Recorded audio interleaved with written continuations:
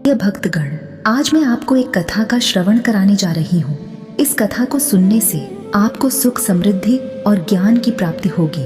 तो चलिए कथा को प्रारंभ करते हैं। इस कथा को आधा अधूरा छोड़कर भोलेनाथ का अनादर न करें। ऐसा करने से आप पाप के भागीदार बन सकते हैं।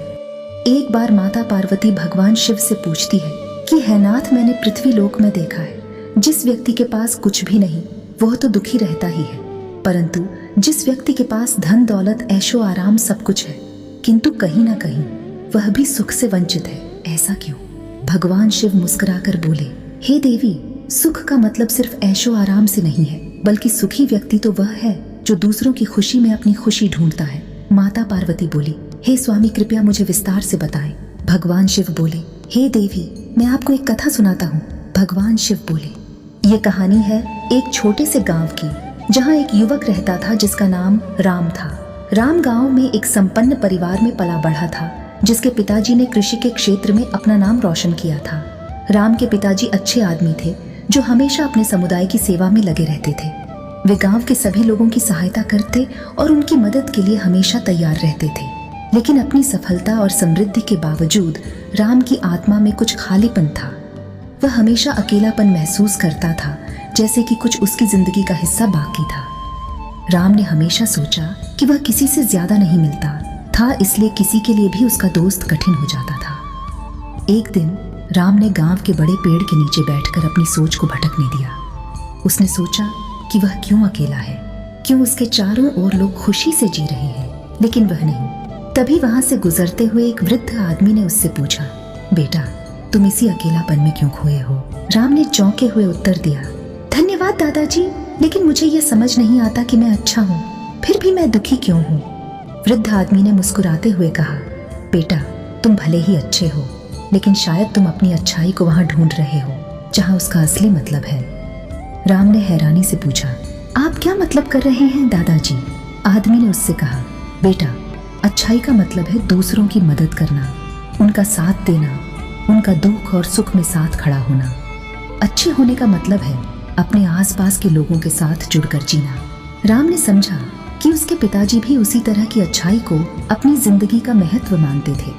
उसने विचार किया कि वह भी अब अपनी जिंदगी में अच्छाई और सहानुभूति को एक महत्वपूर्ण हिस्सा बनाए। राम ने वृद्ध आदमी से आभास किया कि वह अपने जीवन को एक नया मोड़ देने के लिए तैयार है। उसने सोचा कि वह किसी के लिए मददगार बनने के लिए क्या कर सकता है। राम ने अपनी माँ से बात की और उसके साथ गांव के अल्पसंख्यक समुदाय की सेवा करने का निर्णय लिया। उसने अपनी माँ के साथ गांव के छोटे मोटे बच्चों को शिक्षा देने का कार्य शुरू किया। इससे उसका अकेलापन कम हो गया और उसने अपने जीवन को साथियों के साथ साझा करने का नया अनुभव प्राप्त किया। राम की सहायता से गांव के अल्पसंख्यक समुदाय की जीवन शैली में सुधार हुआ। लोगों के बीच एक नया जागरूकता और उत्साह उत्पन्न हुआ। राम की अच्छाई और सहानुभूति ने गांव के लोगों के दिलों को छू लिया। धीरे धीरे राम के जीवन में सुख और खुशियां आने लगीं। उसका अकेलापन गायब हो गया और उसने अपने आसपास के लोगों के साथ जीने का एक नया अनुभव प्राप्त किया। वह हमेशा खुश और संतुष्ट महसूस करता था, क्योंकि वह अब जानता था कि अच्छे लोग हमेशा सुखी होते हैं। एक दिन एक पुराना दोस्त राम के पास आया और उससे पूछा, राम, तुम कैसे इतने खुश और संतुष्ट हो गए? राम ने मुस्कुराते हुए उत्तर दिया, मेरे दोस्त, मैंने समझा है कि अच्छे लोग हमेशा दुखी नहीं रहते। जब हम दूसरों की मदद करते हैं, उनके साथ खड़े होते हैं और उनके साथ जीने का आनंद लेते हैं, तो हमारी जिंदगी में सच्ची खुशियां मिलती हैं। उस दिन से राम ने अपनी जिंदगी को एक नया मकसद दिया, दूसरों की मदद करना और अच्छाई फैलाना। वह अब एक संतुष्ट और समृद्ध जिंदगी जीने का नया तरीका खोज चुका था। इसके साथ ही राम की अच्छाई और सहानुभूति की कहानी गांव के हर कोने तक फैल गई और लोगों के दिलों में नई उम्मीद की किरणें जगाई। राम ने सिद्ध किया कि अच्छे लोग हमेशा दुखी नहीं रहते, बल्कि उनके द्वारा दूसरों को मदद करने के लिए संतुष्टि मिलती है और उनके साथ साझा किए गए सुख दुख में आनंद होता है।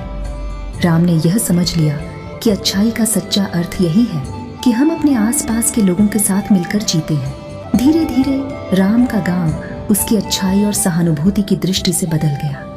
लोग अब एक दूसरे के साथ मिलकर रहने और काम करने का माहौल बना लिया था। गांव की जीवन शैली में सकारात्मक परिवर्तन आया और लोगों की सोच में भी बदलाव आया।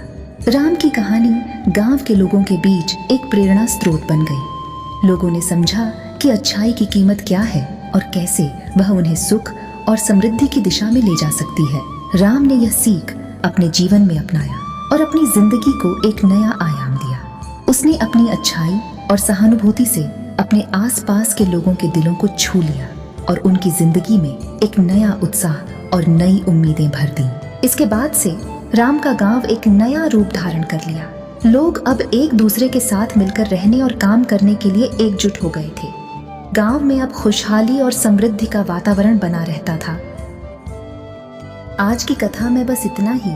अगर आपको कथा अच्छी लगी हो तो वीडियो को लाइक करें और चैनल को सब्सक्राइब करें और कमेंट में हर हर महादेव लिखना ना भूलें। धन्यवाद।